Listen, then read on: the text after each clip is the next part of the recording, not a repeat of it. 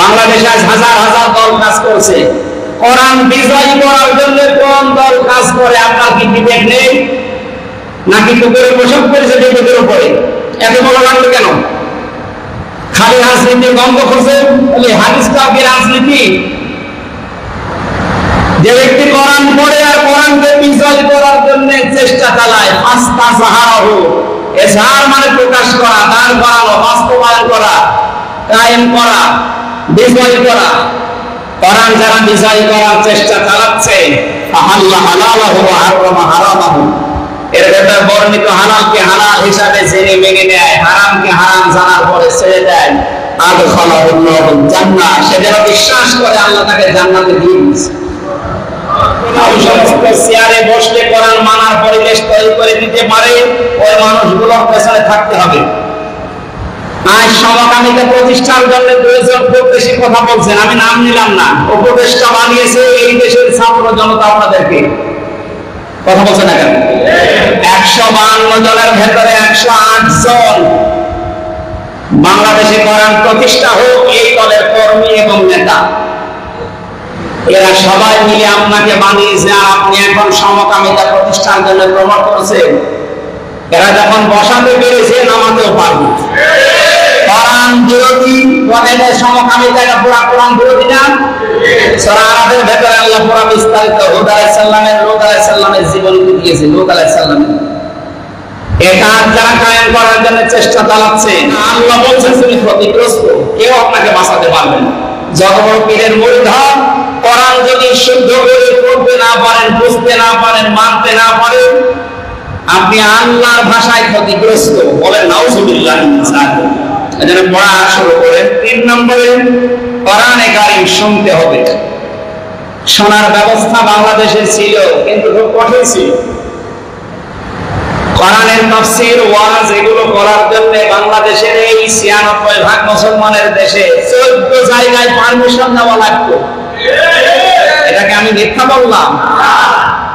কিন্তু আল্লাহ সেই অভিশাপ থেকে আমাদের বাঁচিয়েছে। এখন আর কোনো অনুমতি লাগছে না। এখন ওরা নিজেরাই এসে অনুমতি দিচ্ছে আপনারা করে, কারণ এটা দরকার। কোরআন ছাড়া মানুষের জীবন পরিচ্ছন্ন হওয়া সম্ভব না। কোন বাবার জীবনী পড়ে, কোন স্বামীর জীবন পড়ে মানুষের জীবন পরিচ্ছন্ন হবে না। পরিচ্ছন্ন হতে হলে কোরআন পড়তে হবে। এ কথার বিকল্প কিছু আছে? আর নেই। এখানে শোনার ব্যবস্থা করে সব সময় এর সাথে লিখে থাকে।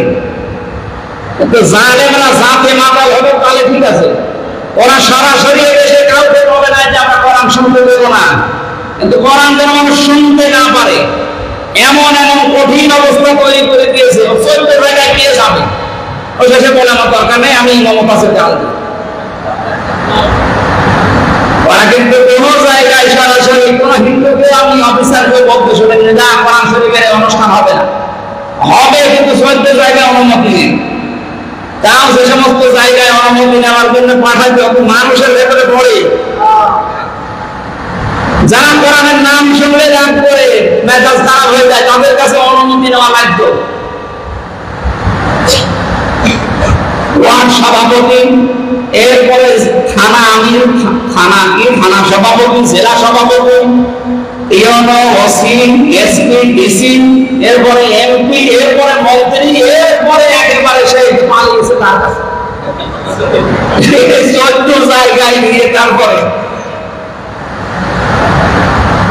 এক লাখ সন্তান বউকে দিত, ওর বউ একদিন বলছে তুমি যেভাবে আমাকে মারো আমাকে রাখবা না, বলছে কেকের ওজন থেকে টের পাও না। ওরা সরাসরি মনে যায় যে না শুনতে দেবো না, শুনতে যেন মানুষ না পারে এমন ব্যবস্থা করেছে। ও 14 জায়গায় গেছে, কেউ না কোরআনের অধিকাংশ তাফসীর মাহফিল ওয়াজ মাহফিল কি করবেন জাতে মাথা, কিন্তু তাহলে ঠিক আছে। আমার কুষ্টিয়াতে এই 2 জন সবচেয়ে বেশি ডিস্টার্ব করবে। এই যে একজন জেলে আছে, এই যে ননুমিয়া না ইনুমিয়া, ইনু, আর একজন আমাদের হানিফ সাহেব, সবচেয়ে বেশি বাধা দিয়েছে। 15.5 বছর, আমি তো 11 বছর কোরআনের ময়দানে আমরা কথাই বলতে দেয়, বলে না হামজা বাদ দিয়ে অন্য হুজুর নিয়ে আসো, অন্য হুজুরের জন্য বাবার কথা বলবো। আমরা আমাদের হাদিস থেকে জানি পৃথিবীতে যত আপনজন হোক যত ভালোবাসা মহব্বতের মানুষ হোক, আমি যদি সব পালন করেন সর্বোচ্চ 3 দিন, 3 দিনের উপরে কারোর জন্য সব পালন করা যায়। মহিলাদের জন্য যদি স্বামী মারা যায় 4 মাস 10 দিন। আমি বাংলায় বলছি, কথাগুলো বোঝা যাচ্ছে? যত আপনজন হোক যদি মারা যায় সর্বোচ্চ সব পালন হবে 3 দিন, এরপরে কোনো সব শেষে। মহিলাদের জন্য যদি স্বামী মারা যায় সর্বোচ্চ 4 মাস 10 দিন। অন্যান্য মাযহাবে কিছু কম বেশি করা আছে, আমরা যেহেতু আবু হানিফা রাহমাতুল্লাহ আলাইহির মাযহাব মেনে চলি, এই জন্য আমাদের 4 মাস 10 দিন সকল প্রকার সব। বাংলাদেশ, ভারত, পাকিস্তান এই সমস্ত দেশে আমরা যারা মুসলিম দাবি করি, আমাদের ভেতরে যে শোকের ছায়া যখন নেমে আসে 3 দিনই তো শেষ হয়, 3 বছরও শেষ হয়, 30 বছরও শেষ হয়, অনেকে 50 বছর 100 বছর সব চলছে। আপনি অন্যদিকে না নিয়ে একটু বিবেককে প্রশ্ন করেন, সব পালন করা যদি ইবাদত হতো, নবীজি ইন্তেকালের পরে একজন সাহাবী 120 বছর বেঁচে ছিলেন, 90 বছর, 90 বছরের সাহাবী বেঁচে ছিলেন। তার পুরা জীবনী আমরা পড়েছি, তো জীবনে কোনোদিন নবীজির জন্য সব পালন করেন। আপনি এটা ইবাদত হিসাবে মানুষকে দেখানোর জন্য করেন আর ধোঁকা দেওয়ার জন্য করেন। এটা বন্ধ হওয়া দরকার। রবিউল আউয়াল আসলে হোক আর অন্য মাস। আমরা যারা বিভিন্ন রাজনৈতিক দলে আছি, আমরা দেখি মানুষ তাদের রাজনৈতিক নেতা যাদেরকে তারা মেনে চলতে চায়, এই মানুষগুলোর জন্য বছরে বছরে তাদের জন্মদিন মৃত্যুদিন পালন করছে, সব পালন করছে। কোথায় পেয়েছেন আপনি? এই যে গোপালগঞ্জের যিনি মারা গেছে, বগুড়ার যিনি মারা গেছে, রংপুরের যিনি মারা গেছে, পাবনার যিনি মারা গেছে, এই মানুষগুলোকে আপনারা কি আপনার স্বামী হন, আপনার স্ত্রী হন, আপনার কি সে কি আপনার কি হয়? তাদের জন্য সব পালন করা লাগবে। আর এটার জন্য যত টাকা রাষ্ট্রীয় ভাবে খরচ হতো, আমার মনে হয় এই সমস্ত টাকাগুলো যে পোস্টারিং না করে, ব্যানার না করে, ওই টাকাগুলো যদি গরিব মানুষকে আপনি দিতে, তো কবরে আমার মনে হয় একটু শান্তি। সুতরাং আগামী থেকে আমরা যেন কোনো ধোকায় না পড়ি, কোনো প্রতারণার শিকার না হয়। যে যা করে করুক না, আমি করব সব, যেহেতু ইসলামে নেই 3 দিনের উপরে আমি এটার ভেতরে, এটা ক্লিয়ার কথা নাকি? কোরআন হাদিসের উপরে আর কিছু আছে? রবিউল আউয়াল আসলে আমরা এগুলো দেখাই বেশি, নবীর জন্মদিন পালন করার জন্য অনেকে পাগল হয়ে যায়। 63 দিন একাধারে চলছে। মানুষের জন্ম হতে সময় লাগে কয়দিন? 1 দিন। আর আপনি তো 63 দিন একাধারে চালাচ্ছেন, কোথায় পেয়েছেন এটা? হ্যাঁ, ওনার 63 বছর যদি আপনি আলোচনা করেন, জন্ম থেকে একেবারে ইন্তেকাল পর্যন্ত পুরা জীবনই আমাদের জন্য আদর্শ। বিশেষ করে 40 থেকে 63, এই 23 বছরের 1 সেকেন্ড আপনি বাদ দিতে পারবেন। লাকাদ কানা লাকুম ফি রাসূলিল্লাহি উসওয়াতুন হাসানা। আল্লাহ তাআলা বলেন, অবশ্যই আমি তোমাদের জন্য মহত্তম আদর্শ লুকিয়ে রেখেছি মুহাম্মদুর রাসূলুল্লাহর জীবনের ভেতরে। আল্লাহ তাআলা এখানে কিন্তু মুহাম্মদ ইবনে আব্দুল্লাহ এই শব্দটা দেন, তিনি দিয়েছেন ফি রাসূলিল্লাহ। আর এখানে আমরা আজ পাগল, সেও জানে যে মুহাম্মদুর রাসূলুল্লাহ তিনি হয়েছিলেন জন্মের পর থেকে না 40 বছর বয়সে। তাকে নবী হিসাবে ঘোষণা দেওয়া হয়েছে কয় বছর বয়সে? যখন জিবরাইল এসেছে তার কাছে, ওহী নাযিল করেছেন, তিনি তখন এসে হযরতে খাদিজাতুল কুবরাকে বলেছিলেন, আমি নবী, আল্লাহ পাক আমাকে নবুয়ত দিয়েছেন, তোমার কি মনে হয়, তুমি কি আমার উপর ঈমান আনবে? তাহলে এই কথার দ্বারা বোঝা যাচ্ছে যে ইনি এর আগে কোনোদিন পরিচয় দেননি যে আমি নবী। 1 থেকে 40 বছর পর্যন্ত পুরো আরব জাহানে উনি পরিচয় দিয়েছিলেন যে আমি নবী। কি পরিচয় দিতেন? মুহাম্মদ বিন আব্দুল্লাহ, আমি আব্দুল্লাহর বেটা মুহাম্মদ সাল্লাল্লাহু আলাইহি ওয়াসাল্লাম। হ্যাঁ, মানুষ তার গুণাগুণ দেখে ডাকতো আল আমিন, আস-সাদিক, এই সমস্ত নাম দিয়ে তাকে ডাকাডাকি করত, কিন্তু কেউ রাসূলুল্লাহ বলেন। আপনি কোরআন সিরাতের যে ইতিহাস গ্রন্থগুলো আছে দেখেন, 1 থেকে 40 বছর পর্যন্ত কেউ তাকে রাসূলুল্লাহ বলে না, বলেছে কি মুহাম্মদ ইবনে আব্দুল্লাহ অথবা আল আমিন, আস-সাদিক, এই সমস্ত নামে আখ্যায়িত করত। তিনি রাসূলুল্লাহ হলেন যখন রিসালাত পাওয়ার জন্য 40 দিন এই যে হেরা গুহায় ধ্যান করার পর 40 বছর যখন পরিপূর্ণ হয়ে গেল, বিশ্বনবীর কাছে হযরত জিবরাইল আসলেন, সূরা আলাকের 5টা আয়াত নাযিল করলেন। তিনি বাড়িতে আসলেন, স্ত্রীকে জানালেন যে আল্লাহ আমাকে নবুয়ত দিয়েছে, আমি এখন নবী, তোমার কি মনে হয়? যদি তোমার বিশ্বাস হয় যে আমি নবী, তাহলে ঈমান আনতে পারো। এরকম স্পষ্ট ক্লিয়ার কাট কথা আছে, মানুষগুলো জানার পরও বেদাত করে, তাদেরকে আপনি বুখারী শরীফ দিয়ে, কোরআন শরীফ দিয়ে হবে না, বাকারি শরীফ লাগবে তাদের। এটা আমাদের ক্লিয়ার কাট কথা। এই নবীজি নবুয়ত পেয়েছেন 40 বছর বয়সে, তিনি তখন পরিচয় দিয়েছেন যে আমি নবী, আর তার উপরে মানুষ ঈমান আনাও আরম্ভ করেছে। তার স্ত্রী, তার বন্ধু আবু বকর সিদ্দিক, তার চাচাতো ভাই হযরত আলী রাদিয়াল্লাহু তাআলা, এই সমস্ত মানুষগুলো। আমি যেটা বোঝাতে চাচ্ছি, মুহাম্মদ রাসূলুল্লাহ যেদিন হলেন, ওই দিন থেকে শুরু করে যেদিন ইন্তেকাল করেছেন এই দিন পর্যন্ত আমি পুরাটা হিসাব নিলাম, 63 বছরের 40 বাদ গেলে 23 বছর থাকে। কয় বছর? এই 23 বছর তাকে অনুসরণ করা, অনুকরণ করা শুধু ফরজ না, মানতেই হবে তাকে। তাকে বাদ দিয়ে পৃথিবীর অন্য কাউকে যদি মানেন, আপনি আপনার জীবনের ওই ইবাদত, ওই বন্দেগী, ওই কাজকর্ম আল্লাহ কবুল করবে। কারণ তাকে আল্লাহ মডেল বানিয়েছেন, তাকে আল্লাহ বাটখারা বানিয়েছেন মাপ দিয়ে। উসওয়াতুন হাসানা মানে উত্তম আদর্শ, বাটখারা বলা হয়। এই পাশে আপনি দাঁড়িপাল্লা, কেজি, পাথর, বাটখারা যাই রাখবেন, এই পাশে মাল দেখুন। 40 থেকে 63 উনি যা করেছেন, আপনার পুরা জীবনটা এক পাল্লায় ওনাকে তুলে দেবেন, বাকি পাল্লায় আপনার জীবন তুলে মিলাবেন। যদি মেলে আপনি জান্নাতি, না মিললে আপনি জাহান্নামী। কারণ নবুয়ত পাওয়ার পর থেকে উনি যখন যা বলেছে ওইটাই উম্মতের জন্য হয় হালাল নয় হারাম। উনি যদি বলতেন হ্যাঁ, তাহলে তাম দুনিয়ার মানুষের জন্য ওটা হালাল। যদি বলতেন না, তাহলে তাম দুনিয়ার মানুষের জন্য ওইটা হারাম। নাকি কথাটা সহজ মনে হচ্ছে? কত বড় কঠিন কথা। আল্লাহর দায়িত্ব আল্লাহ তাকে দিচ্ছেন, শারে তাকে বলা, তিনি শরীয়ত প্রণেতা। এই জন্য আমাদের উচিত কি, আমরা মানতে যদি চাই উসওয়াতুন হাসানা হিসাবে মুহাম্মদ ইবনে আব্দুল্লাহকে শুধু মানবো না, মানবো আমরা রাসূলুল্লাহকে। মুহাম্মদ ইবনে আব্দুল্লাহ তো আমরা মানি, তার জন্ম আমরা মানি না।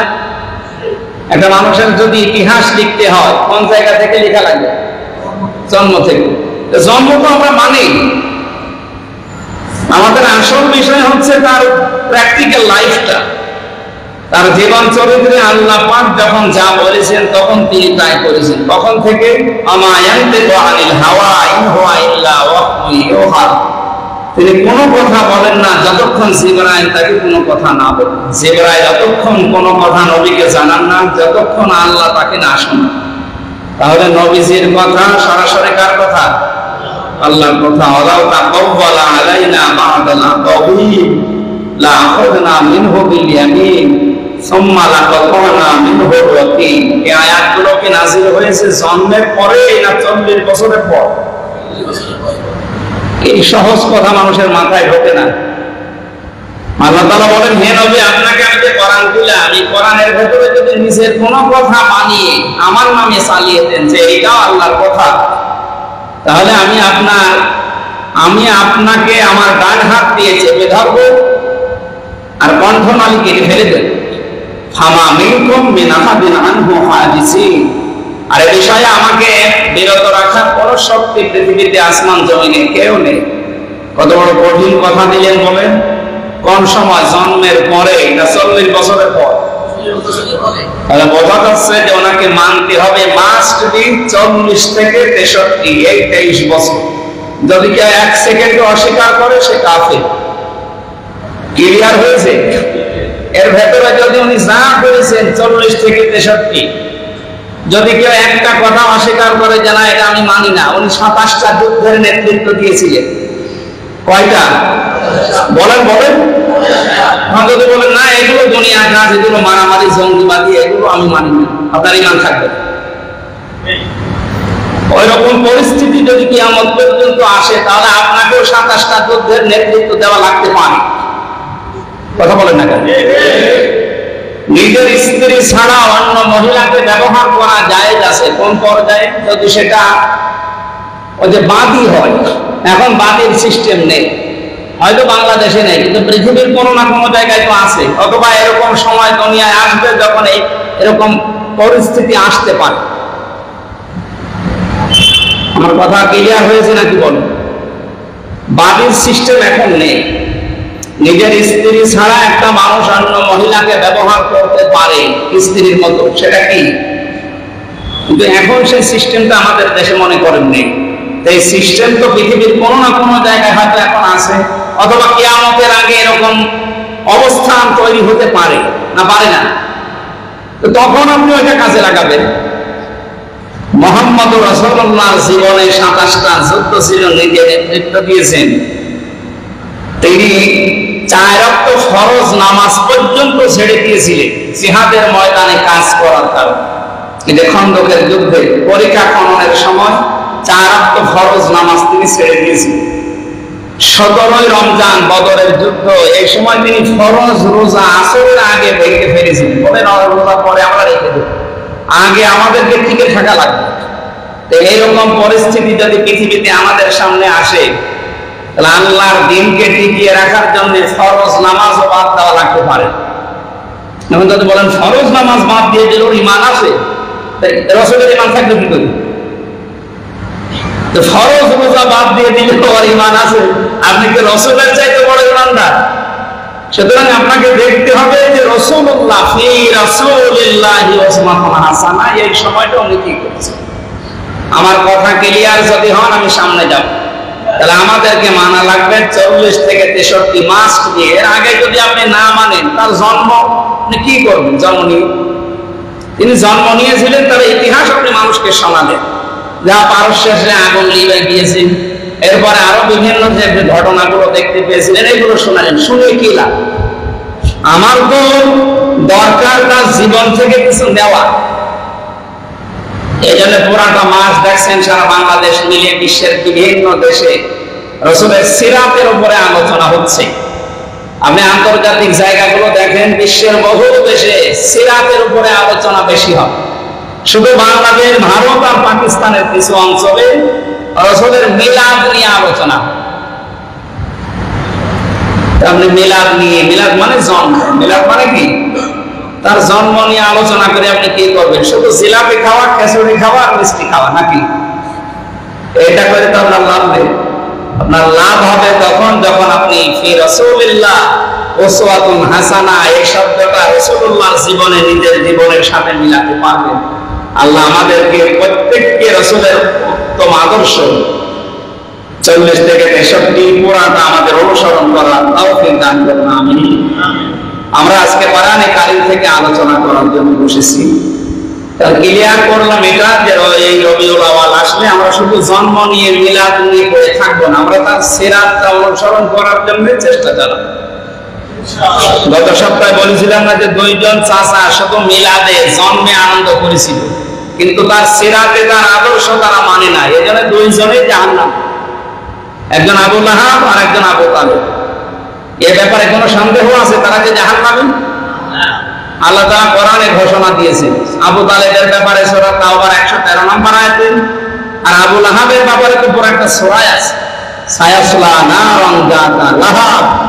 আল্লাহ বলেন অতি শীঘ্রই আমি তাকে জাহান্নামের লেলিহান আগুনে প্রবেশ করাবো। আমি ওদিকে আর গেলাম না। আরো 2 জন চাচার কথা জানি, হযরত হামজা, হযরত আব্বাস রাদিয়াল্লাহু তাআলা আনহুমা। এই দুইজন চাচা নবীর জন্মে যেমন খুশি ছিলেন, তারা নবীর সিরাতে নবীর আদর্শ পেয়েও খুশি হয়েছিলেন। এই জন্য দুইজন চাচাই জান্নাতি। এই দুইজন চাচা যে জান্নাতি সন্দেহ আছে আমাদের?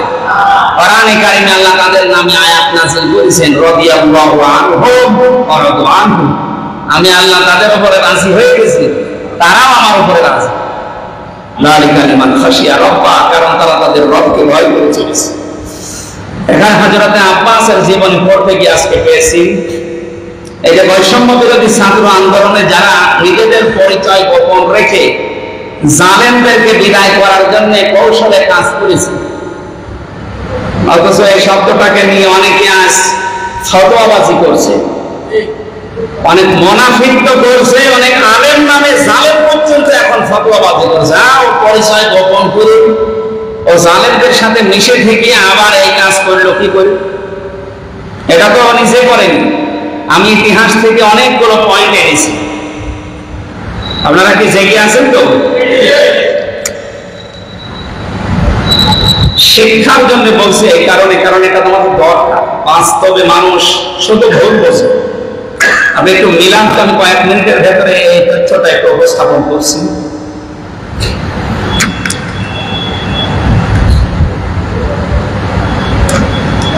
পরিচয় গোপন রাখা সংক্রান্ত ইসলামের ইতিহাসের কয়েকটা ঘটনা কয়েক মিনিটের ভেতরে শিক্ষার জন্য, যেটা রেকর্ড হচ্ছে, সারা দুনিয়ায় কালকে যাবে। জালেম এবং মুনাফিকদের কানেও যেন এটা যায়। 152 জন সমন্বয়কের ভেতরে 108 জন ইসলামী ছাত্র শিবির, এদের সদস্য এবং সাথী বা কর্মী, এইটা নিয়ে এখন তোলপাড় হচ্ছে। তারা কেন পরিচয় গোপন করে রেখেছে, কেন বলেছে আমি মিলাদ? ওরা তো আপনার মতো মূর্খ ছেলে মেয়ে না, ওরা লেখাপড়া করে ওই জায়গায় গেছে। হযরত ইব্রাহিম আলাইহিস সালামের জন্ম এবং লালন পালন নমরুদের ভয়ে তার মা কিন্তু গোপন রেখেছিল। এই ইতিহাস কি বলা লাগবে? জানেন না ইতিহাস? 2 নম্বরে পেয়েছি আমি, ইব্রাহিম আলাইহিস সালাম মূর্তিগুলো ভেঙে কাফেরদের প্রশ্নের জবাবে বলেছিলেন, আমাকে কেন জিজ্ঞাসা করেন, ওই মূর্তিদেরকে জিজ্ঞাসা করেন, ওদেরকে কে ভেঙেছে ওরাই বলবে। তার মানে কাজ করার পরে নিজে গোপন থাকা কাজের মাধ্যম হিসাবে এটা নবীদের সুন্নাত, নবীর মাদের সুন্নাত। 3 নম্বরে পেয়েছি হযরত মুসা আলাইহিস সালামের জন্ম গোপন রাখা হয়েছিল ফেরাউনের ভয়ে। এটা সারা জীবন ওয়াজে শোনেননি? ওয়াজ করা লাগবে নতুন করে।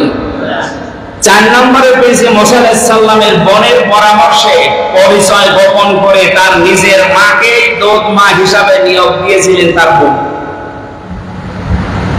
তার বোন হযরত মুসা আলাইহিস সালামের বোন তার মাকে দুধ মা হিসাবে নিয়োগ দিয়েছেন নিজের আপন ভাইয়ের জন্য।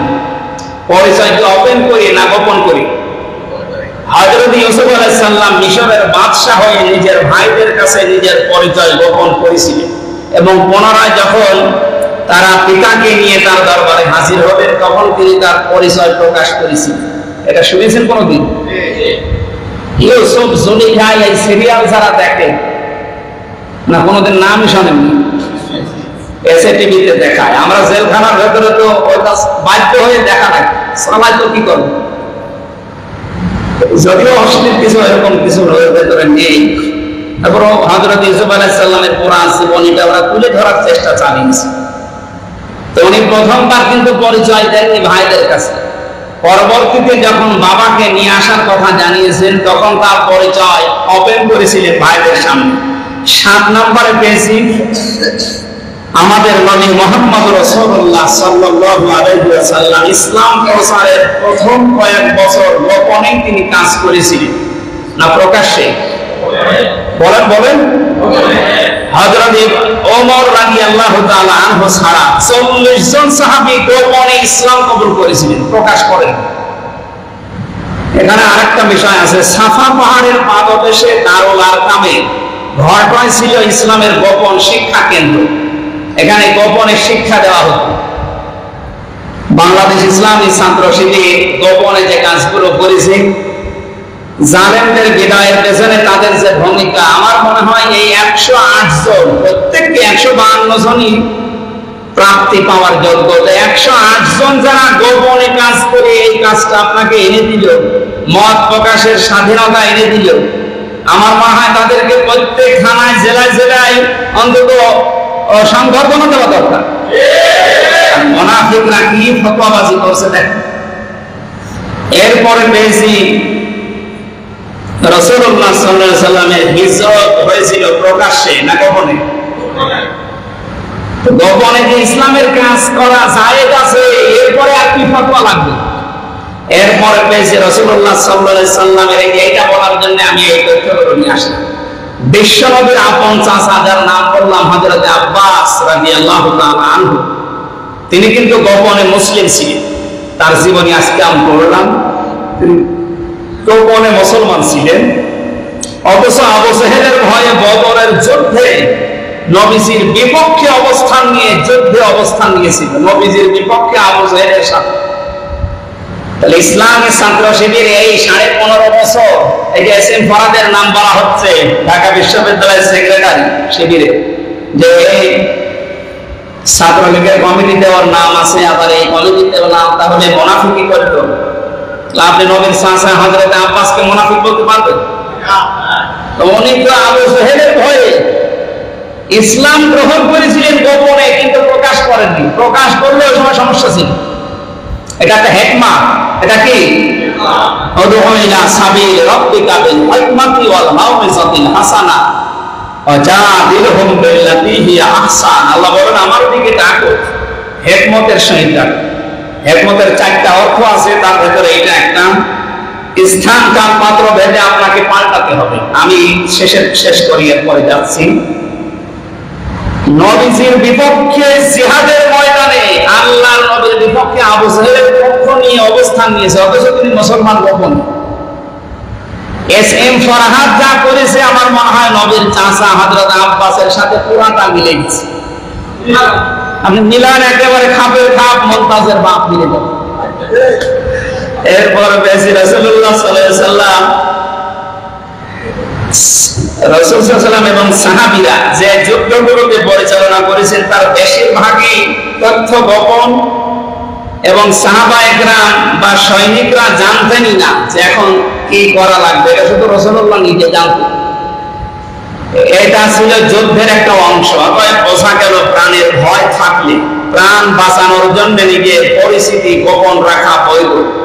আর যারা ফতোয়াবাজি করে এটা যে কেন পরিচয় গোপন করে এই কাজ করা লাগবে, ওকে কে আল্লাহ নির্দেশ দিয়েছে, ও কেন ওপেন পরিচয় দিল না যে আমি শিবির করি? আরে বেটা, যেখানে বিশ্বযুদ্ধের মতো হিন্দুরে কপিয়ে মেরে খাচ্ছে, ও বলছে যে আমার অন্য আমার আগা কাটা নেই, তারপর শিবির করে মেরে ফেলছে, আর সেখানে পরিচয় দিয়ে থাকতে পারবে? বিশ্বযুদ্ধে হত্যা যারা করেছিল আমার সাথে তারা জেলে ছিল, প্রায় 8 জনকে আমি পেয়েছিলাম। এখন আফসোস করছে, বলছে ওই সময় ওর যদি আমরা জিনিস দেখতাম তাহলে হয়তো মারতাম না।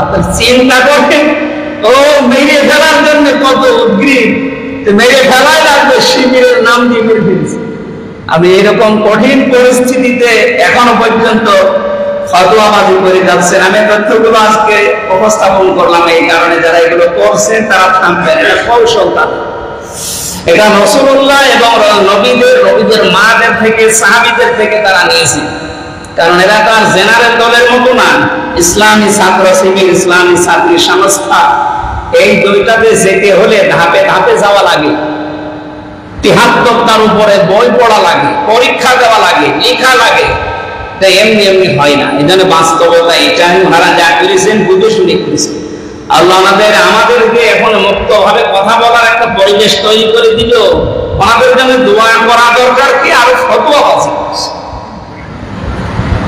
আল্লাহ মুনাফিক এবং এই আলেম নামে জালেমদের যেন হেদায়েত দান করে। যদি হেদায়েত না থাকে যেন আরো গোমরাহ করে দেয়। আমরা কোরআনে কারীমের সূরা ফুরকানের একটা আয়াত 30 নম্বর আয়াত পড়েছি। আল্লাহ তাআলা ঘোষণা দিচ্ছেন, আল্লাহর রাসূল। গত সপ্তাহে আমি আলোচনায় ছিলাম যে আল্লাহ তাআলা মামলা দেবেন জালেমদের বিরুদ্ধে। তো জালেমদের বিরুদ্ধে মামলার বাদী হবেন কে? আপনি কি ঘুমাচ্ছেন? জবাব দেবেন, ইন্নামা সাবিলু আলাল্লাযিনা ইয়াজলিমুনা নাস। এই আয়াত অনুযায়ী সূরা শূরার 42 নম্বর আয়াত আল্লাহ বলেন আমি নিজে মামলা দায়ের করব জালেমদের বিরুদ্ধে। তাহলে জালেমদের বিরুদ্ধে মামলার বাদী কে? আল্লাহ। এবার আল্লাহ পাকের নবী নিজে মামলার বাদী হবেন কিছু মানুষের বিরুদ্ধে। প্রথম গেল আল্লাহ নিজে বাদী হবেন, নিজেই বিচারক নিজেই বাদী। এবার আল্লাহ নিজে বিচারক, বাদী হচ্ছে রাসূলুল্লাহ, যিনি সুপারিশ করবেন তিনি বাদী। এই যে উকিল আমাদের জন্য সুপারিশ করে, তিনি যদি বাদী হয় এই মামলা আরো সহজ হবে না কঠিন হবে? আল্লাহ পাক বলেন আল্লাহ রাসূল কিয়ামতের এই কঠিন ময়দানে বিশ্ব নবী নিজে দাঁড়িয়ে বলবেন ইয়া রাব্বি, হে আমার প্রতিপালক, ইন্না কওমি ইত্তাখাযু হাযাল কুরআনা মাহজুরা, অবশ্যই আমার এই জাতি, আমার এই উম্মতেরা, আমার এই কওমের লোকেরা, এরা তোমার যে কোরআন তুমি পাঠিয়েছিলে আমার কাছে, এটা আমি ওদের কাছে রেখে এসেছিলাম, কিন্তু ওরা এটাকে পরিত্যাজ্য বিষয় রূপে গণ্য করেছিল, পেছনে ফেলে রাখত। এটাকে সামনে রাখা দরকার, উপরে রাখা দরকার, এই মন মানসিকতা তাদের আমি পাইনি। আমার উম্মতেরা, আমার এই জাতির লোকেরা তোমার পাঠানো কোরআনকে পরিত্যাজ্য বিষয় রূপে পেছনে ফেলে রেখেছি। এই আয়াত অনুযায়ী আমি তাফসিরে পেয়েছি, তাফসিরে হাক্কানিতে কেউ যদি কোরআনে কারীমের রাসূলের এই মামলা থেকে, এই মামলার বাদী কে? রাসূলুল্লাহ। বলেন বাদী কে? আর মানুষের উপরে যারা জুলুম করে ওই মামলার বাদী কে? আল্লাহ। আর এখানে কোরআনে কারীমের সূরা ফুরকানের 30 নম্বর আয়াতের তাফসীর অনুযায়ী এখন যেগুলো বলবো 6টা, এগুলোর ভেতরে যদি একটাও আপনার ভেতরে আমার ভেতরে থাকে, যতই নামাজ পড়েন রোজা করেন, কিয়ামতের দিন আপনি আল্লাহর নবীর মামলার আসামি হবেন। কথাটা খুব সহজ মনে হচ্ছে না? সহজ কথা? আল্লাহর নবী নিজে সুপারিশ করে জান্নাতে নিয়ে যাবে, তিনি বাদী হয়ে বসে আছে। এরপরে এখানে প্রত্যেক জমার নামাজ প্রতি মাসের প্রথম সপ্তাহে আমি থাকার চেষ্টা করব। প্রত্যেক মাসের ইংরেজি মাসের প্রত্যেক জমার প্রথম সপ্তাহে থাকার চেষ্টা করব, আর শেষ সপ্তাহে যদি আশপাশে মাহফিল থাকে আমি থাকবো। এরপরে তো ডক্টর হাবিবুর রহমান ভাই আছে, উনি বাকি কাজ চালাবেন ইনশাআল্লাহ। আমরা যখন আসবো তখন এরপরের থেকে আল্লাহ, আমি বলেছি রাসূল গেল, এরপরে দেখো মানুষের জন্য মামলার বাদী হবে কারা। ওখানে আমি 8টা পয়েন্ট পেয়েছি, আজকে 6টা বলছি। আগামী মাসের প্রথম সপ্তাহে যদি আসি আমি ওই 8টা বলবো ইনশাআল্লাহ। 1 নম্বরে কোরআনে কারীমের প্রতি আমাদের 6টি দায়িত্ব আছে। এই 6টা দায়িত্ব যদি আমরা না পালন করি, কিয়ামতের দিন আমরা নবীজির মামলার আসামি হব। আমরা কি রাজি আছি? কেউ নবীর মামলার আসামি হতে রাজি আছে? আল্লাহ হেফাজত করুন, আমিন। 1 নম্বরে কোরআনের প্রতি ঈমান আনতে হবে। কিসের প্রতি? প্রশ্ন আসতে পারে, ঈমান তো আমার আছে, ঈমান তো আমার আছে, এই কথা যদি আমি এখন বলি মুখ দিয়ে, এরকম কথা ও আব্দুল্লাহ ইবনে উবাই বলতো না? রাসূলের পেছনে সে নামাজ পড়তো কি দিয়ে? কোরআন দিয়ে নাকি মনে মনে চাপা দিয়ে? কোরআন দিয়ে যদি নামাজ পড়তো, কোরআনের ব্যাপারে না বিশ্বাস করে নামাজ পড়তো। রাসূলের সাথে রোজা রেখেছে, রাসূলের সাথে ইফতারি করেছে, সব কিছু রাসূলুল্লাহর পেছনে করেছে। তা নবীজির সাথে যা করা লাগে, কি দিয়ে করা লাগে? কোরআন দিয়ে। বলেন কি দিয়ে? তাহলে সে লোকটা কোরআন আমাদের মতো বিশ্বাস করবে, কোরআন আল্লাহ নাযিল করেছে। কোরআনে কারিমে আল্লাহ তাআলা জানিয়েছেন সূরা মুহাম্মদের 2 নম্বর আয়াতে, ওয়াল্লাযীনা আমানু ওয়া আমিলুস সালিহাতি বিমা নুসিলা আলা মুহাম্মাদ ওয়া হুয়াল হাক্কু মির রাব্বিহিম, তোমাদের ভেতরে যারা ঈমান আনে এবং আমলে সালেহ করে এবং রাসূলের প্রতি আমি যা নাযিল করেছি এই কোরআনের উপরে যারা বিশ্বাস স্থাপন করে। 1 নম্বর দায়িত্ব আমাদের এটা যে আমরা আল্লাহর নবীর প্রতি নাযিল করা কোরআনের উপর আমরা বিশ্বাস করি। 6666টা আয়াতের উপরে, নাকি একটা আয়াত পড়ব? প্রত্যেকটা আয়াতে একটা অক্ষরও আমরা বাদ দিতে চাই। দ্বিতীয় নম্বরে কেউ যদি রাসূলের মামলা থেকে অব্যাহতি পেতে চায় তাহলে তাকে কোরআনে কারীম পড়া লাগবে। ফাইদা করানাল কোরআনা তবে আপনার প্রতি আমি আল্লাহ যেটা নাযিল করেছি এটাকে আপনি অনুসরণ করেন, এটাকে আপনি তেলাওয়াত করেন। সূরা আনকাবুতের 45 নম্বর আয়াতে আল্লাহ কথা দিয়েছেন, উতলু মা উহিয়া ইলাইকা মিনাল কিতাব ওয়া আকিমিস সালাত ইন্নাস সালাতা তানহা আনিল ফাহশাই ওয়াল মুনকার ওয়া লাযিকরুল্লাহি আকবার আল্লাহু ইয়ালামু মা তাসনাউন। আল্লাহ বলেন তেলাওয়াত করো। এর অর্ডার দিচ্ছেন কে বলেন তো? তাহলে রাসূলের মামলা থেকে বাঁচতে হলে তেলাওয়াত করা লাগবে, মাস্ট বি আপনাকে কোরআন কি পড়া লাগবে? তেলাওয়াত শব্দের শাব্দিক অর্থ হচ্ছে সাবান, জাগর কাটা। নিজে গর্ব দেখবেন রাতের বেলা খাবার খাওয়ার পরে বসে বসে ঝিমায় আর মুখ নাড়ায়। মুখ নাড়ার মানে কি? জাগর কাটতেছে খাবার যা আছে ভেতরে এগুলো হজম করার জন্য। কোরআনের উপরে বিশ্বাস করে যেগুলো পড়ছেন এইগুলো আপনি হজম করবেন এরকম জাগর কেটে কেটে এই 24 ঘন্টার ভেতরে, এর নাম তেলাওয়াত।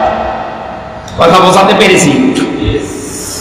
কোরআনে কারিমে আল্লাহ দিয়েছেন আল্লাযীনা আতাইনাহুমুল কিতাবা ইয়াতলুনাহু হাক্কা তিলাওয়াতি, আমি যাদেরকে কোরআন দিয়েছি তারা এর হক আদায় করে তেলাওয়াত করে। হক আদায় করে তেলাওয়াত করার অর্থ কি? এটাকে শুদ্ধ করে পড়া, এটা বোঝার চেষ্টা করা, এখান থেকে যে জ্ঞান মানুষ অর্জন করবে এটা তার প্র্যাকটিক্যাল লাইফে সেট করা, আর এইটা মানুষের কাছে পৌঁছিয়ে দেওয়ার জন্য সর্বাত্মক চেষ্টা করা।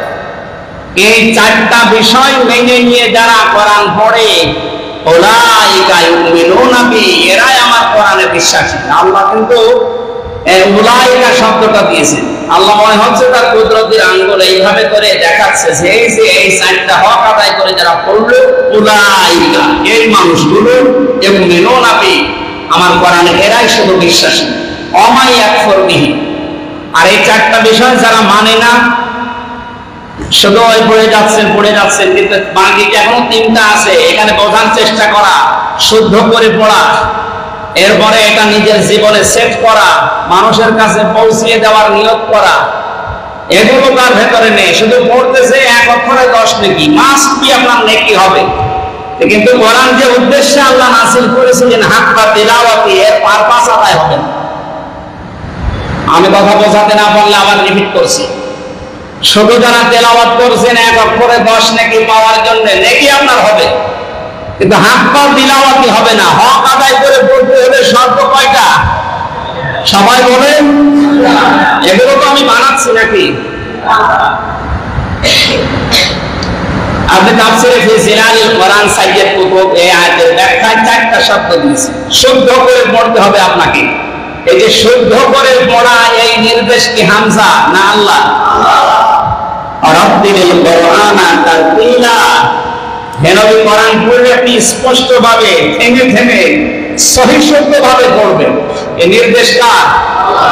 আমাদের ভেতরে যদি আজদিন হাসপাতালে মনে হয় এই সিস্টেমটা চালু আছে এখনো, শুদ্ধ করে তেলাওয়াত করার জন্য এখানে যারা স্টাফ আছে, যারা বাইরে থেকে আসে, একটা সিস্টেম আছে। মাগরিব থেকে এসা পর্যন্ত যে ইমাম সাহেব ঘুমাচ্ছে,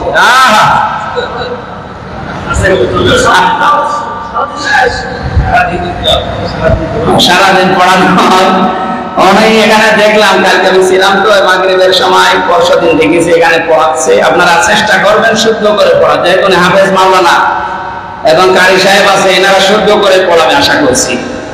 2 নম্বরে একে আপনারা বোঝার চেষ্টা করেন। কোরআন বোঝা খুব কঠিন না। 250টা শব্দ আছে, পকেটে একটা ডায়েরি কিনে নেবেন। 250টা শব্দ যদি ভালোভাবে একটু আয়ত্ত করতে পারেন, না 1-2 মাস লাগুক,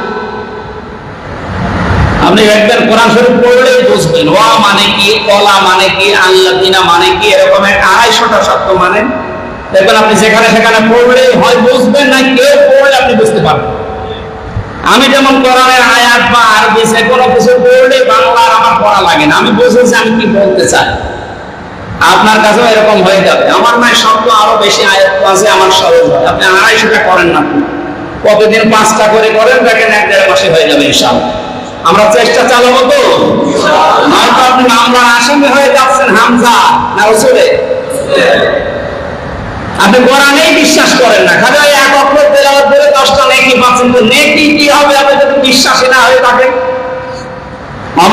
করবে, যারা এই চারটা অর্থ মিলে, যারা এই চারটা শর্ত মেনে পড়ে না, এই মানুষগুলো আমার কোরআনে বিশ্বাসী নয়। ফাউলাইকা হুমুল খাসিরুন, এরা ক্ষতিগ্রস্ত।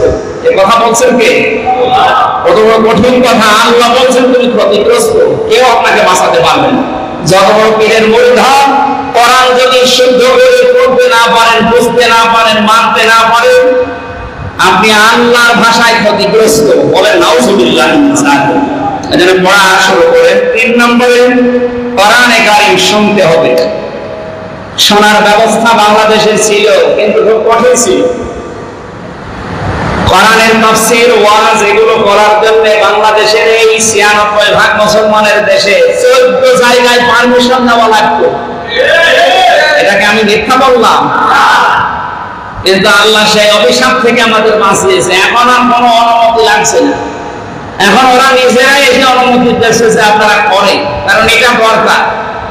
কোরআন ছাড়া মানুষের জীবন পরিচ্ছন্ন হওয়া সম্ভব না।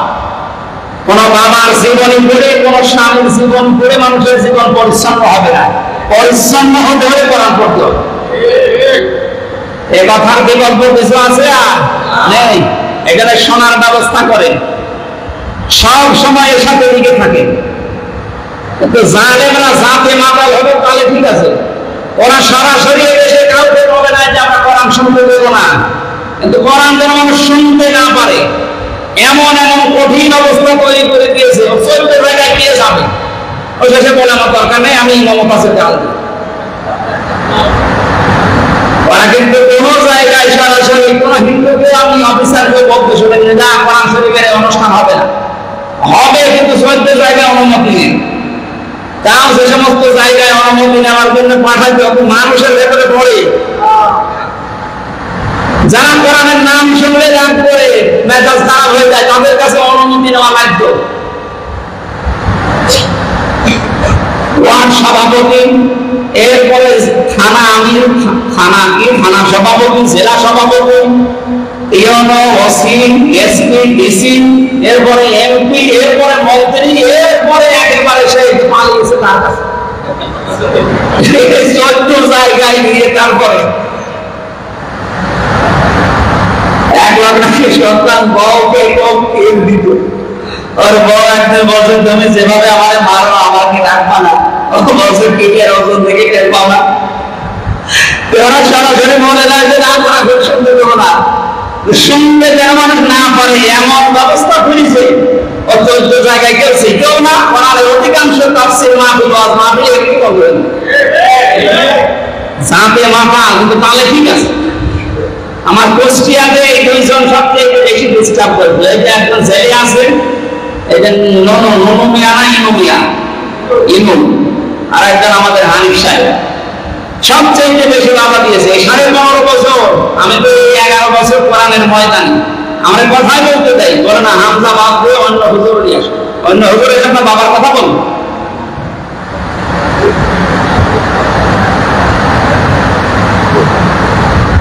বাগানের ফল ছিঁড়ছে একটা ছেলে, ছেলেটা বাগানের মালিক যে সে যে এই ছেলের বাবার কাছে বলছে, চাচা আপনার এই ছেলে শুধু আমাদের বাগানের ফল ছেড়ে ওইটা নিষেধ করতে পারে না। বাবা যে নিষেধ করবো কি, আমার ছেলের মাথা একটু খারাপ। চাচা ওর মাথা যদি খারাপ হবে, আমার বাগানের পাশেই তো আপনার বাগান আছে, বাগানের ফুল তো ছেড়ে না। বাবাদের মাথা খারাপ, অত খারাপ না। ওদের মাথা খারাপ হয়েছিল, কিন্তু অত খারাপ না, মানুষ বুঝে ফেলবে। এই জন্য এমন এমন ধাপ দিয়েছে যেখানে কেউ যাবেও না, আর গেলে অনুমতি দেবে। কারণ অধিকাংশ জেলার এসপি ছিল আর ওসি ছিল হিন্দু। ও কোরআন কি আর বাইবেল কি, কোরআন শুনতে যে পরিবেশ লাগে, এটা যদি কেউ নষ্ট করে সে আল্লাহ নবীর মামলার আসামি। এজন্য আমরা শোনার পরিবেশ তৈরি করবো ইনশাআল্লাহ।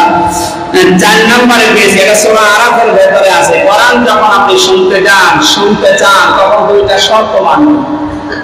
আল্লাহ রাব্বুল আলামিন বলেন, ওয়াইদা কুরিয়াল কুরআনু ফাসতামিউ লাহু ওয়া আনসিতু লাআল্লাকুম তুরহামুন। যখন তোমাদের সামনে কোরআনে কারীম তেলাওয়াত করা হয়, পড়া হয়, এক নম্বরে চুপ থাকবা, দুই নম্বরে শুনবা। সুতরাং চুপ থাকাও কোরআনের আলোচনা শুরু হলে ফরজ, শোনাও ফরজ। কথা বুঝতেছেন?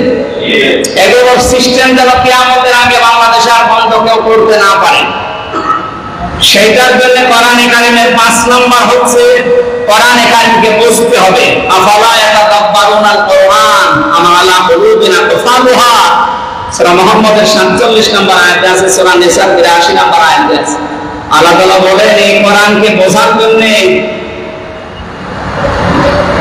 আফালা ইয়াতাদাব্বারুনাল কোরআন, কি হয়েছে তোমাদের, কেন কোরআন নিয়ে চিন্তা ভাবনা গবেষণা করো না, বুঝতে চেষ্টা করো না। ওয়ালাকাদ ইয়াসসারনাল কোরআনা লিযিকরি ফাহাল মিন মুদ্দাকির, এই কোরআন আমি সহজ করে দিয়েছি উপদেশ গ্রহণের জন্য।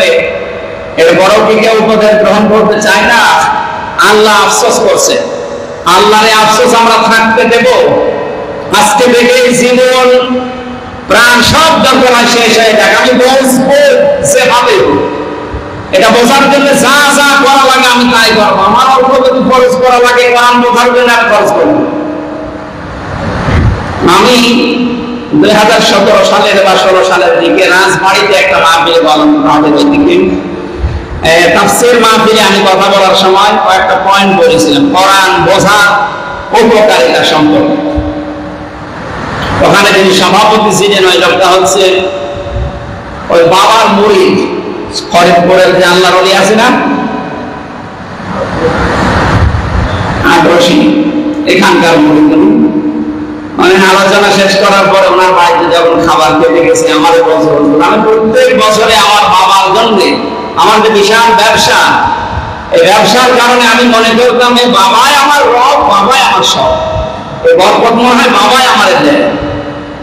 আপনি যা আজকে বললেন কোরআনকে হাফিজ দিয়ে আমার চক্ষু খুলে গেছে। আগামী বছর থেকে কোরআনের এই কারিমের প্রচারের জন্য এই যে ১ ট্রাক করে গরু দিতাম আমার বাবার দরবার, ১ ট্রাক গরু বাবার দরবার শেষ, আমি কোরআন প্রচারের জন্য ওই টাকা ব্যয় করবো। ওই লোকটা একটা ভ্রান্ত ধারণা ছিল, সেজন্য সে যদি একদিনে পরিবর্তন হয়ে কোরআন পড়ার ক্ষেত্রে, প্রচারের ক্ষেত্রে, কোরআন বোঝার জন্য এই চিন্তা ভাবনা নিতে পারে, আমাদেরও যা আছে আমরা অতটুকু খরচ করার চেষ্টা করব। ৫ নম্বরে মানতে হবে। ৫ নম্বরে কি? আপনি কি মনে করেন কোরআন মানা এখনো পর্যন্ত এই দেশে অত সহজ? ১৬২৮টা চেয়ার ছিল এই দেশে, মেন চেয়ার, যেটা জালেমদের দশক হিসাবে কাজ করেছে। সেগুলোতে এখনো অনেক জালেম পর্যন্ত বসে আছে, তারা গোপনে এখনো ষড়যন্ত্র চালাচ্ছে। আপনি মানতে গেলেই মানতে দেবে। সুতরাং যদি নবীজির মামলার আসামি হতে না চান, কোরআন মানতে হবে। পরিবেশ তৈরি করা ফেরেশতাদের দায়িত্ব না আমাদের। বলেন মান করাল কোরআনা ফাস্তাযহারাহু, যে ব্যক্তি কোরআন পড়ে, কোরআন পড়ার ব্যাখ্যা বলেছে কয়টা? আরো জোরে বলেন। ১ নম্বরে শুদ্ধ করে পড়া, ২ নম্বরে বুঝতে হবে, ৩ নম্বরে মানতে হবে, ৪ নম্বরে মানুষের কাছে পৌঁছে দিতে হবে। এইভাবে যারা পড়ে ফাস্তাযহারাহু, এরপরে কোরআনকে যারা ইজহার করার চেষ্টা করে, বিজয় করার জন্য চেষ্টা চালায়। বাংলাদেশে আজ হাজার হাজার দল কাজ করছে। কোরআন বিজয় করার জন্য কোন দল কাজ করে? আপনার কি বিবেক নেই নাকি কুকুরের পোশাক করেছে বিবেকের উপরে? এত বড় লাগলো কেন? খালি রাজনীতির গন্ধ খুঁজে হাদিসটা কি রাজনীতি? যে ব্যক্তি কোরআন পড়ে আর কোরআনকে বিজয় করার জন্য চেষ্টা চালায়, ফাস্তাযহারাহু, ইজহার মানে প্রকাশ করা, দান করানো, বাস্তবায়ন করা, কায়েম করা, বিজয় করা।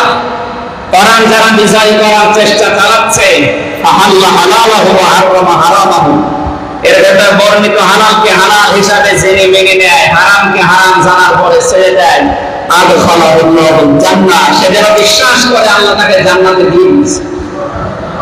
আরো জোরে বলুন। যেন আমাদের উচিত হবে এটা যেন মানতে পারি, সেই পরিবেশ তৈরি করা। যে সমস্ত মানুষগুলো ওই সমস্ত চেয়ারে বসলে কোরআন মানার পরিবেশ তৈরি করে দিতে পারে, ওই মানুষগুলোর পেছনে থাকতে হবে। আজ সমকামিতা প্রতিষ্ঠার জন্য ২ জন খুব বেশি কথা বলছেন, আমি নাম নিলাম না। উপদেষ্টা বানিয়েছে এই দেশের ছাত্র জনতা আপনাদেরকে। কথা বলছে না কেন? 152 জনের ভেতরে 108 জন বাংলাদেশে কোরআন প্রতিষ্ঠা হোক এই দলের কর্মী এবং নেতা। এরা সবাই মিলে আপনাকে বানিয়েছে, আর আপনি এখন সমকামিতা প্রতিষ্ঠার জন্য প্রমোট করছেন। এরা যখন বসাতে পেরেছে নামাতেও পারবে। কোরআন বিরোধী বলেন সমকামিতা, এটা পুরা কোরআন বিরোধী না? সূরা আরাফের ভেতরে আল্লাহ পুরা বিস্তারিত লূত আলাইহিস সালামের জীবনী দিয়েছে। লূত আলাইহিস সালাম এটা যারা কায়েম করার জন্য চেষ্টা চালাচ্ছেন। আজকে 151 জন আলেমের একটা বিবৃতি পেপারে এসেছে মনে হয়, কালকে শাহেখ আহমদুল্লাহ ভাইয়ের সাথে আমার চট্টগ্রামে অনুষ্ঠান ছিল, আসার সময় উনি আমাকে বলছিলেন, আমার নামটাও দিয়েছে, আমি দেন, কারণ ভালো কাজে যদি না থাকে তো থাকবো কোন জায়গায়? ওরা কিছু হলে এতদিন 15.5 বছরে 151 জন, 200 জন, 500 জন নাগরিক সমাজ, সোশ্যাল সমাজ, ওরা এই বিবৃতি দিয়েছে। আমরা আলেমরা এখন এই দেশে 500 বিশ্ববিদ্যালয়ের স্যারদেরকে আমরা লিস্ট করেছি এবং 151 জন আলেমের এই টার্গেট দিয়ে আমরাও বিবৃতি দিতে আরম্ভ করেছি। ইসলাম বিরোধী কিছু দেখলে এই নাস্তিক মোরতাদদের মতো আমরাও বিবৃতি, মানুষ যেন সতর্ক হয়, সচেতন হয়। এটা একটা জিহাদ। যেন আমরা চাই উল্টাপাল্টা মানুষ যারা আছেন পরিবর্তন হয়ে যাবে। দিন কিন্তু আগের এই 15.5 বছর আগে, এখন 2024 সালের সেপ্টেম্বরের আজকে আগে অক্টোবরের 4 তারিখ, অক্টোবর চলে এসেছে, সেই আগস্ট মাসও আননি। আগস্টের 5 তারিখের আগে যা করেছেন, আমি আশা করবো আপনি পরিবর্তন হবেন। এরপরে যদি আপনার দিকে না হবে, আপনার অবস্থা ওই দরবেশের মতো হবে, শেষে দাড়ি কেটে নম হয়ে যাবে। দাড়িটা আপনার নেই, আপনার অন্য কিছু কাটা লাগবে। মানতে হবে বিষয়ে আল্লাহর নির্দেশ আছে সূরা বাকারার 38 নম্বর আয়াত, ফামান তাবিআ হুদায়া ফালা খাউফুন আলাইহিম ওয়া লাহুম ইয়াহজানুন। বিস্তারিত ব্যাখ্যা করতে পারছি না, সময় নেই। 6 নম্বরে হক হচ্ছে সূরা মাইদার 60 নম্বর আয়াত। এটা বাস্তবায়ন করার চেষ্টা চালাতে হবে মন প্রাণ দিয়ে। নবীজির হাদিস পেয়েছিলেন না, মান মাতা, যে ব্যক্তি মরে গেল, ওয়ালাম ইয়াহজু ওয়ালাম ইউহাদ্দিস বিহি নাফসাহু, কিন্তু তার মনের ভেতরে এই কামনা বাসনা ছিল না যে আল্লাহর কোরআনের দেশে বাস্তবায়ন হোক। মা তাআলা সুন্নাতিন মিনান নিফাক, নবীজি বলেন সে মুনাফিক হয়ে গেল। তাহলে বাংলাদেশে এইটা যারা চাচ্ছে না যে কোরআন কায়েম হোক, সে নামাজ পড়তে পারে, রোজা রাখতে পারে, বড় সুবহা গায়ে দিতে পারে, কিন্তু সে মরার সময় কি হয়ে মরবে? মুনাফিক হয়ে মরলে নবী সুপারিশ পাবে? নবীজি নিজে মামলা দায়ের করবে।